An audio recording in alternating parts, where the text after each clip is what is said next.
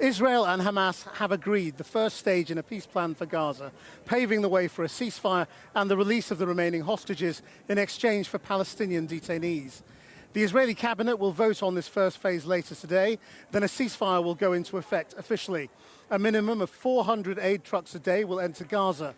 On Friday, Israeli troops will begin a partial withdrawal, and Hamas has agreed to free the hostages on Monday. Francis Reid reports.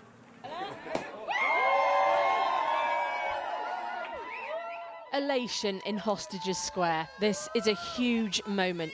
They've gathered here so many times, but this time for celebration, after news that Israel and Hamas have agreed on the initial phase of a peace deal that could bring an end to 2 years of horror and devastation. For Israelis, the promise, the hope that it's something concrete after the terror of October the 7th and the wait for the remaining hostages. It's such a good feeling, and I really hope it will happen. I mean, until it will not happen, it will not happen, but we are very excited. In Gaza too, daring to have joy after thousands have been killed and around 2 million people displaced. The deal would get aid here with Palestinian prisoners and detainees released, and crucially, the withdrawal of Israeli forces, which in theory would take less than 24 hours from approval. Every time we used to have hope, they would let us down. We would hope there will be a truce and they would let us down. Until now, the joy is incomplete until it is fully implemented. It is but a first phase. Everyone is right to be cautious. A whisper from the US Secretary of State. This, the first moment that word was given to the American president that his proposed deal was about to be accepted. The note reads, "We need you to approve a Truth Social post soon so you can announce the deal first." We're very close to a deal in the Middle East, and they're going to need me pretty quickly, so I will take a couple of more questions. There has been deep anger from Israelis against their own government, with Netanyahu previously deciding to fight on and being criticised for having no clear objective. Many felt it harmed the chances of the hostages' release. The US president, where families have put their faith instead. Mr. President, we believe in you.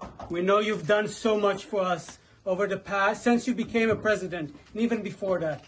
And we trust you fulfill the mission until every hostage, every 48 of the hostages are home. Thank you so much. Blessed be the peacemakers. God bless you, Mr. President. God bless America. Thank you very much. You just take care of yourselves. The hostages will come back. They're all coming back on Monday. Donald Trump seemingly prepared to pull the levers his predecessor, President Biden, wouldn't, putting the pressure on Israel at a time when it's utterly isolated in the Middle East and with widespread condemnation across the globe. In Egypt, where negotiations have been happening, they continued this morning. There is a thorny and difficult path ahead. How Gaza would be governed, one of the key questions. It is an historic moment, but it comes with no guarantees. Explosions seen over Gaza this morning after the deal was announced. Israel's government still needs to approve it, and it's unlikely to get universal support. Gaza lies in ruins. The amount that needs to happen here for people to resume their lives, almost unimaginable. This is just the beginning, but it is a beginning at least. Well, let's get the latest now from our Foreign Affairs correspondent, Porrick O'Brien. Krish, I was just thinking earlier, and this is a momentous day and, a huge relief for the friends and families of the hostages, the possible end to the killing in Gaza. But this is a ceasefire deal. It is not a peace deal. There are huge challenges ahead. The most immediate challenge is trying to locate the bodies of the hostages, and we're just hearing that an international task force will go into Gaza to help that. Then we're talking about rebuilding an utterly devastated place, and then to governance. What is the future for Gaza? And that's all, of course, before we even start to think about the possibility of a Palestinian state here. And I think there is concern that in Donald Trump's mind, there is only a phase one, that there isn't a phase 2 or 3 or 4 and beyond that. And the key question, I think, is will the Donald Trump momentum carry on into those next phases? Porrick O'Brien, thank you. Well, a little earlier, I spoke to Israel's former defense minister, Benny Gantz, who chairs the opposition Blue and White National Unity Party. He just came here to the square to meet the relatives, and I asked him who he thinks deserves the credit for today's deal. First of all, I think it's our soldiers and our citizens who stood for those 2 years in all those fronts we had to fight in, whether it's in Gaza, in the northern area, Iran, and other places. I will also give the credit for the political leadership, Prime Minister Netanyahu, which I don't always agree with everything he does, but he also did some good things, and I'm very happy with it. And do you think this goes beyond stage one? Should there now be stage 2 talks?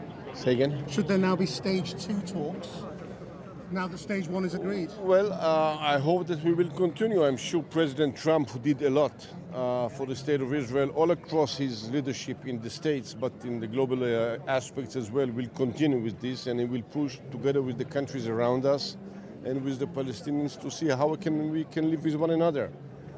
We won't give up on our security, and we have nothing against them, so I hope we can find a way to do it. And what's your message to President Trump then? I want to convey my high appreciation. I'm sure I'm talking on behalf of every Israeli. I mean, you can see here flags of the United States as well. Those are not just Israeli flags. And I know him personally, and I know what he did. I know what his people, his team did. And I think they've done a great job together with regional leaders. And I'm very happy with it. And let's see it continues. Do you think there should be accountability for what happened? No, I'm not dealing with it. I want to see those people back home. They deserve some good days. Thank you very much.